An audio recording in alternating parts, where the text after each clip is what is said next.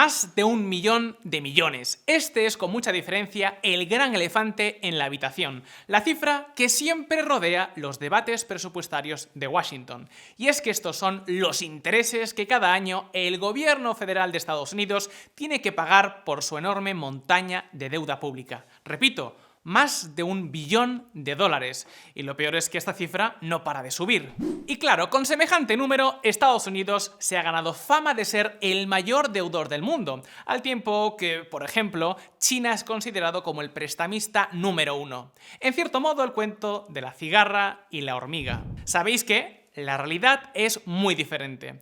Si sumamos la deuda provincial, la deuda de las empresas estatales y la deuda oculta, la deuda pública en China puede superar fácilmente el 300% del PIB. 3 veces más que el nivel de deuda del gobierno de Estados Unidos, que se sitúa en torno al 100% de su PIB. Pero, ¿es realmente posible?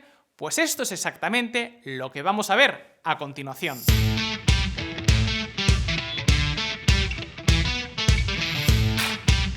El gobierno de Estados Unidos tiene un boquete presupuestario enorme. Hablamos de que en 2024 el déficit público fue del 6,4% y todo apunta a que este año podrá estar incluso por encima, tocando la loquísima cifra de los 2 billones de dólares. Y es que, lógicamente, este agujero presupuestario se cubre con más deuda, lo que hace que no solo el endeudamiento sea cada vez más grande, sino también, y sobre todo lo es, la factura que toca pagar por los intereses. El gobierno de Estados Unidos gasta casi tanto en intereses como en defensa, que es lo que explica noticias como esta. 16 de mayo de 2025. Moody's rebaja la calificación crediticia de Estados Unidos, aludiendo al aumento de la deuda. Claro que, por fortuna para ellos, Washington tiene un poder especial, una especie de fórmula casi mágica que les permite financiar sin problema este enorme desequilibrio. Y es que el dólar es la moneda de reserva mundial, lo que quiere decir que se utilizan masivamente a lo largo y ancho de todo el planeta, ya sea para comerciar, para invertir o para acumular ahorros. El resultado, la demanda internacional de dólares es salvaje, lo que a su vez hace que se demanden cantidades formidables de activos de todo tipo nominados en dólares para aparcar los billetes verdes cuando estos no están circulando. ¿Y cuál es el activo estrella por definición para aparcar los dólares? Exacto, la deuda del gobierno. Sea como sea, este vídeo no va de Estados Unidos, sino de China, un país conocido, entre otras cosas, por ser precisamente uno de los mayores compradores de deuda extranjera, entre ella la deuda del tío Sam, aunque en los últimos tiempos la cosa se ha enfriado. El Reino Unido supera a China como segundo mayor tenedor de bonos del Tesoro estadounidense. De hecho, muchas veces se dice que esta es una de las grandes armas que Pekín tiene a la hora de negociar con Washington. Amenazarles con vender este enorme stock de deuda, lo que podría hacer que el precio se hundiese causando un montón de problemas económicos. Sin embargo, amigos, la gran paradoja económica de China es que, aunque esto es cierto, también lo es que en realidad China está mucho más endeudada que Estados Unidos. Y no hablamos de una diferencia pequeña, hablamos de que el peso de la deuda china puede más que triplicar el norteamericano.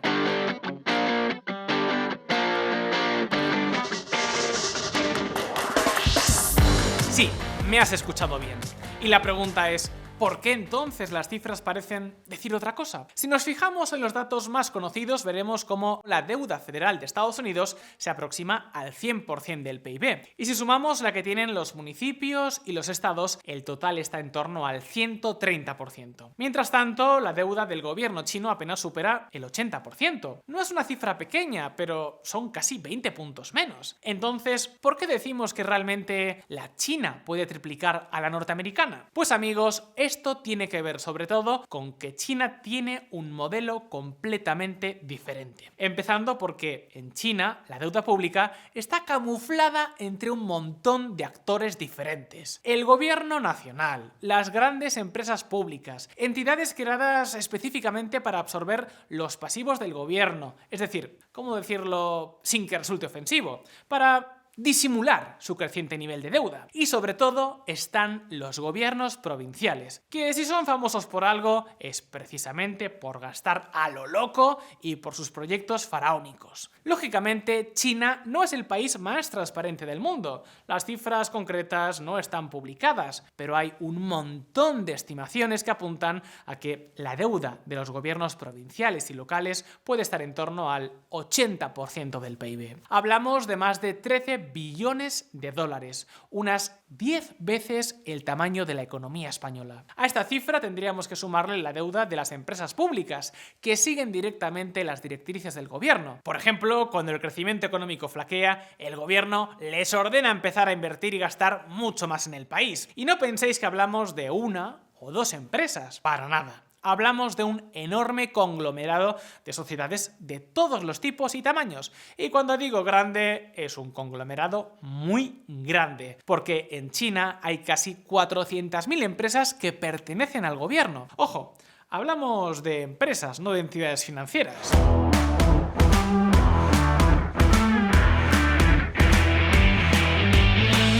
¿Y qué quiere decir esto?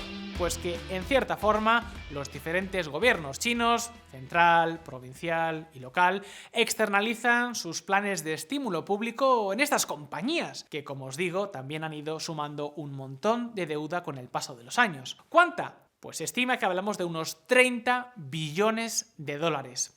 Y ahora con esto solo tenemos que sumar la deuda del gobierno central, la deuda de las regiones y los municipios y la deuda de todas estas empresas públicas. El resultado, más de un 300% del PIB. Casi 3 veces toda la deuda de las administraciones públicas de Estados Unidos. Ahora bien, la primera pregunta que podemos hacernos es: ¿esto siempre fue así? Pues no. Este ha sido un proceso que ha cobrado especial velocidad en el último cuarto de siglo, y sobre todo desde la gran crisis financiera de 2008, cuando el gobierno chino tomó una decisión: estimularían el crecimiento económico por encima de cualquier otra meta, lo que significa que el gobierno comenzaría a gastar masivamente para impulsar la economía, y eso es exactamente lo que hicieron: autopistas, trenes de alta velocidad, mega aeropuertos y todo tipo de proyectos gigantescos. Sin embargo, amigos, esta no es toda la historia. Hay algo muy curioso que seguro os va a llamar automáticamente la atención. Como hemos visto, China tiene más deuda pública que Estados Unidos.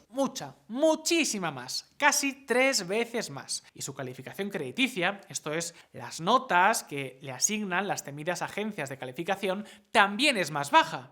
Y sin embargo, fijaos en estos números. Como podéis ver, el gobierno de Estados Unidos, pese a todo lo que hemos visto, paga muchísimo, pero que muchísimo más por su deuda pública. Hablamos de una diferencia abismal, casi 3 veces más. Si, por ejemplo, el gobierno de Estados Unidos pagase por su deuda pública lo mismo que China, el pago anual de intereses se reduciría muchísimo y con ello el déficit público. Hablamos de más de 600.000 millones de dólares por año de ahorro potencial. Es decir, que ni Doge, ni aranceles, ni nada de nada. El coste de la deuda es tan grande que es uno de los grandes motivos por los que Trump está empeñado en que la Reserva Federal baje los tipos de interés.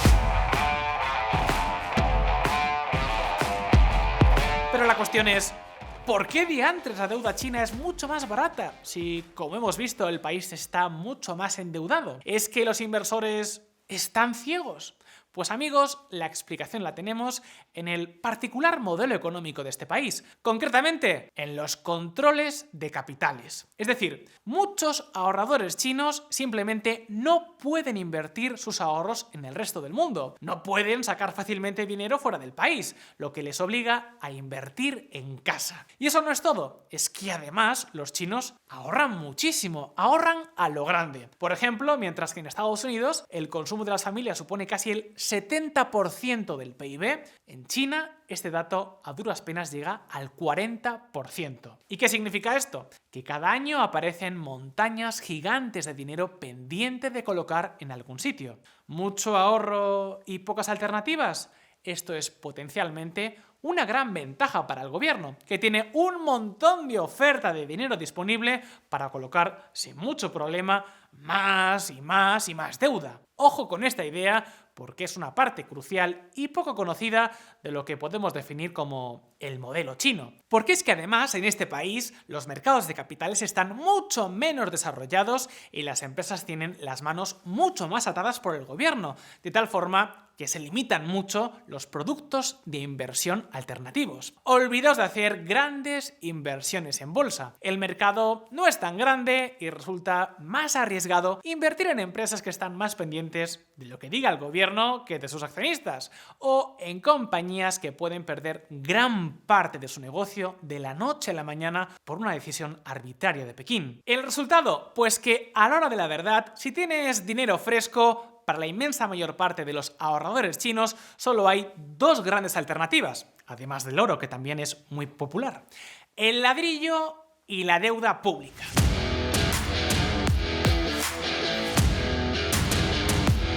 Ahora bien, aquí está el problema de Xi Jinping. ¿Cuál pensáis que ha sido la opción preferida? Pues sí, como os podéis imaginar, durante años la mayoría de los chinos apostaron por los inmuebles. Aquí, en Si lo hubiera sabido, ya os hemos hablado largo y tendido de la burbuja inmobiliaria china. Y es que toda esta inundación de dinero hizo de este mercado, del mercado inmobiliario del gigante asiático, una auténtica locura. No era una industria más, no.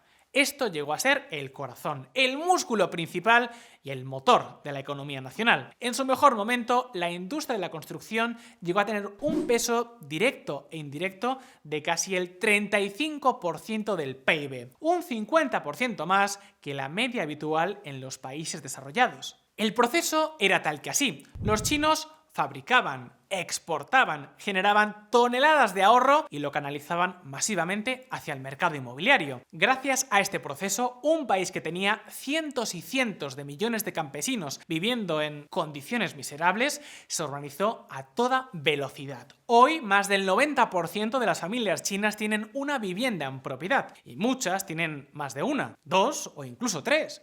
Y esto es así porque en China el ladrillo no es solo un techo. Ha sido durante décadas el principal vehículo de ahorro nacional. El problema, que toda esa enorme demanda hizo que los precios volaran, hasta el punto de ser hoy, en términos relativos, uno de los mercados más caros de todo el planeta. Para que os hagáis una idea, si hace poco veíamos como Tokio es una ciudad con vivienda asequible, la realidad china es completamente distinta. En ciudades como Pekín o Shanghái, el precio de la vivienda supera en más de 30 veces el ingreso medio. ¡Una locura! El inmobiliario chino es ya tan caro como el de muchas áreas urbanas ricas de Occidente, pero con salarios que todavía están a una galaxia de distancia. Eso hizo que muchas familias también se hayan endeudado hasta el cuello. Y claro, cuando la economía se empezó a enfriar, ¿qué digo enfriar? A congelar tras la COVID-19, el mercado inmobiliario comenzó a temblar, lo que puso muy nerviosos a los grandes gerifaltes chinos. Pero esa es otra historia. La cuestión es que si muchas familias chinas están muy endeudadas, el ahorro disponible se canaliza masivamente hacia el inmobiliario y el gobierno chino también está endeudado hasta las cejas, algo falla. ¿De dónde ha salido tanto dinero? Pues del Banco Central.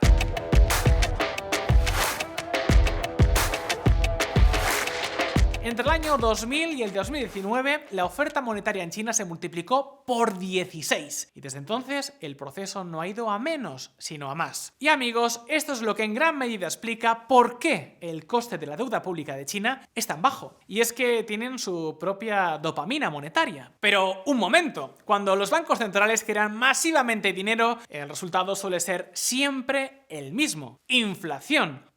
Muchísima inflación. Incluso si te pasas de la raya, puedes terminar provocando una enorme y destructiva hiperinflación. Y sin embargo, en China están tal que así. 13 de agosto de 2025. China subvenciona los préstamos al consumo ante el peligro de la deflación. Pero, ¿qué demonios pasa aquí? ¿Por qué China parece tan diferente al resto del mundo? Pues veréis, básicamente, si no se ha creado inflación es porque, tal y como veíamos antes, el consumo es muy bajo y porque además toda esa salvaje cantidad de dinero creada por el Banco Central se ha aparcado fundamentalmente en dos campos: en ladrillo, donde sí que ha habido muchísima inflación de activos, y en financiar una sobrecapacidad productiva que está empujando a la baja los precios. Una sobrecapacidad que se ha basado en inundar los mercados internacionales con todo tipo de productos de forma masiva. Pero aquí surge otro problema. El inmobiliario parece haber hecho techo y los mercados mundiales están empezando a cerrar. Ahí tenéis, sin ir más lejos, la ofensiva de Donald Trump. Y la pregunta es, ¿qué consecuencias puede tener todo esto? Seguro que muchos ya os estáis imaginando que estamos a punto de decir que les espera algo parecido al Armagedón, ¿verdad? Pues no vayamos tan rápido porque ya hemos dicho que el modelo chino es completamente diferente. Empezando porque el Estado tiene mucha deuda, sí, pero también muchísimos activos. Hablamos de las casi 400.000 empresas públicas, de que toda la tierra del país le pertenece al Estado y de que el gobierno también tiene un montón de oro y de reservas extranjeras. De hecho, la deuda del gobierno ha ido a parar mayoritariamente a inversión, que será más o menos lucrativa, pero no hablamos de gasto corriente ni de transferencias a las familias ni nada por el estilo.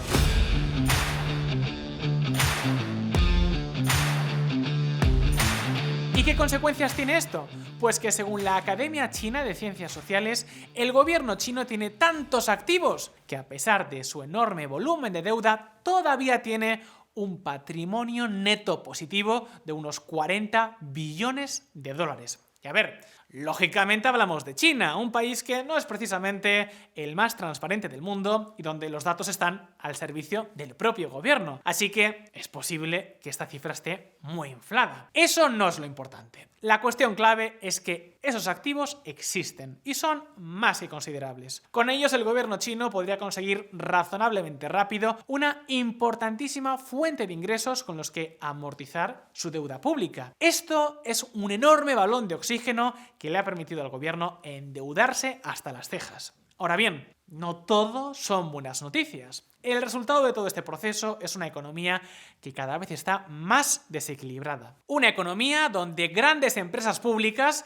que son muy poco competitivas y están cargadas de deuda hasta las trancas, tienen cada vez más peso. Donde muchas empresas privadas compiten sin buscar beneficios, sino financiación barata de los bancos públicos, lo que a la larga las puede convertir en zombies financieros. Familias que no disfrutan tanto de toda esa prosperidad que se ha producido en las últimas décadas y que siguen teniendo un poder adquisitivo muy limitado. Y sectores hipertrofiados que, como el inmobiliario, pueden amenazar la estabilidad de todo este entramado. Ahora bien, China es un modelo muy particular. China no es Estados Unidos con farolillos rojos, no. Su gobierno, su sector privado y su economía funcionan de forma muy diferente.